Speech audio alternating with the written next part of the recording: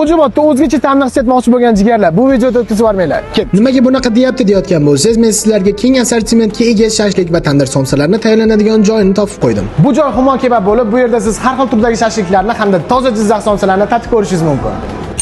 Jigari o'zi bu yerda qanaqa shashlik turlari bor desangiz? Mol va qo'y go'shtidan qirqma, kabob, sousli, sirli, tovuq go'shti va qanotidan o'zgacha kaboblar, shuningdek achchiqni sevuvchi akalarimiz uchun maxsus achchiq ta'mli shashliklarimiz ham bor. Va eng asosiysi go'shtlari ishonchli, o'zimizning Humo go'shtidan olinadi. Eng qizig'i buyurtmani 10 daqiqaga qolmay tayyorlab berishar ekan. Bundan tashqari bu yerda Jizzax somsani originalini topsangiz ham bo'lar ekan. Ha aytgancha bu yerda rekord somsa 5 kilo ekan. Buni necha kishi bilan yeb olasiz? Kommentariyada yozib keting. Somsani kattaligini, bahaybatligini qaranglar. Aka bu qanaqa somsa? Aka bu Jizzax somsasi 1 kilolik somsamiz, hozir men sizga kesib ko'rsatib beraman.